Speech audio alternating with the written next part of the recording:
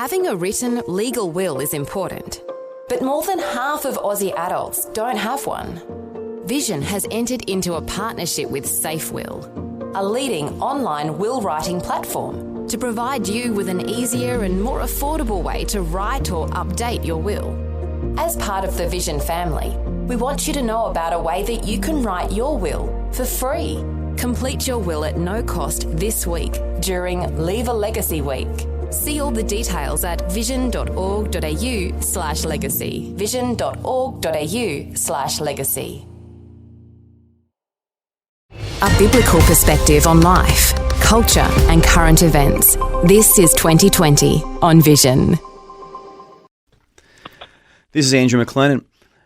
Sometimes in life we are forced to transition, or sometimes in life we just want to transition. We see people from the military transitioning to civilian life. We see professional athletes transitioning into new careers.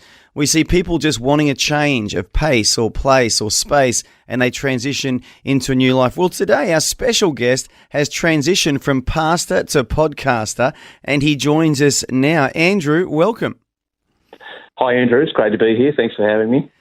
Andrew Peter Gray, we want to hear your story. You were a pastor and now you are a business podcaster. But let's go back to the pastor. How long and why did you become a pastor? Well, essentially, I spent 24 years in full-time ministry on our church staff, first as a youth pastor way back in the day, and then into various roles, and then up until recently spent 13 years along with my wife as the lead pastor of our local church. And like a lot of guys my age in that era, really came out of a major move of God in the youth ministry times and felt that call on my own life to leadership and to pastoring, and sort of semi-fell into it, if you like, and then spent a lot of time there. Okay, and so you could have done that the rest of your life. Some pastors never stop pastoring. And why the change? Why did you want to transition out of that? Well, this is an interesting one, and I have this conversation with people a lot. I used to have it when I was still pastoring. It comes up all the time now, and it's really to do with what I would call my leadership philosophy that I've had, not just while I was pastoring, but even before those times. And it's a distinction I make with people when I say that my view around being called to pastoring was always this idea that I was called to an assignment and not to a lifelong position. And so even before I stepped into the lead pastor role, one of my most common prayers was, God, how long am I meant to be in this role, and what is the thing that you need me to get done? And so my lens was always pointed towards this idea of there's a leg of a relay race for me to run. I need to receive the baton, I need to do my job, and I need to find the next guy. And so I think that philosophy really helped me to stay in tune with not just how long, but more what was my assignment to get done, and that assignment itself would dictate the duration, if that makes sense. Yeah, it does. And so it sort of makes me think about identity, because some people, they gain their identity, don't they, from the roles they do in life, their vocation, whether they're a doctor, an accountant, a lawyer, or a pastor. And is it fair to say, Andrew, you never really based your identity on the fact that you were a pastor? Was your identity deeper than that?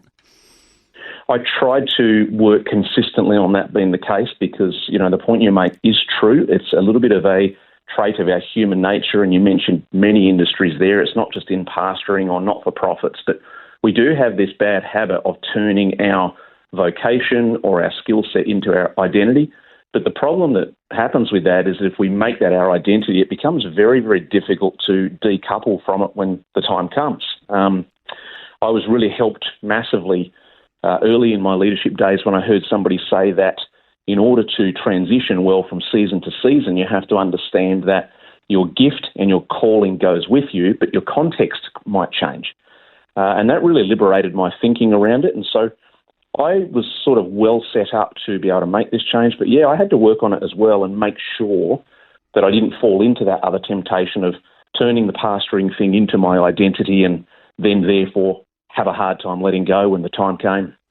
Yeah, and I think it can also be a barrier between us and people, can't it, if we just call ourselves something in our minds and we address ourselves as that and we expect to be treated like that, because I think ultimately as Christians, number one, we're just a son or a daughter of God, and that's it, isn't it? That's who we are. That's our identity. Yeah, absolutely. We hear a lot of cliches in church life and leadership life, and some of them are less helpful than others. Some of them have been disempowered because of overuse, but they remain true. I used to cleave quite strongly to things like saying I was a person before I was a pastor, and I will be a person after I'm a pastor, which helped me to separate the task from my own identity. And it was interesting when I first took on the role of leading our church, I made several small changes, as you do when it's your turn to lead. And one of those interesting ones was I asked all of the team, including myself, to change our email signatures. And I said, from now on, we're all going to change our email signature to our first name first and our title on the second line. And I said, we're doing this because I want the church to understand that we are with them in this. We are people as well. We are not our titles. We have a title, but we are not our titles. And it was really quite an amazing little fulcrum moment for our culture where people started to realise, right, just because we've got roles doesn't mean that we are any different to the journey that the people we're leading are trying to take as well. Yeah, I really like that. And that, I guess, lends itself more easily to servanthood too, doesn't it? That we serve people because, hey, I'm just Andrew. I'm not, senior pastor, apostle, bishop, most reverend doctor, been here, done that. And you make me think of Paul. Paul addressed himself, didn't he, in the epistles as Paul, an apostle of Jesus Christ. But first he was Paul, wasn't he?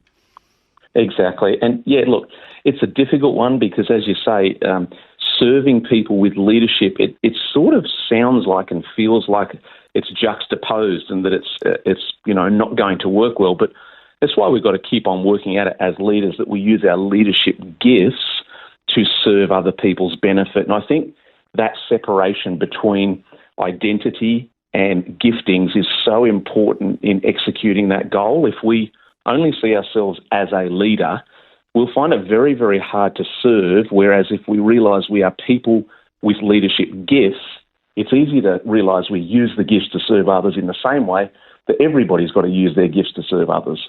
Yeah, boom, mate. Hashtag. We'll tweet that one. And well said. So, and here we are. So we're moving forward now. And so Andrew Gray, the person who's a son of God or whatever Bible verse really resonated with you for your identity, you've now transitioned and you are helping people in another context.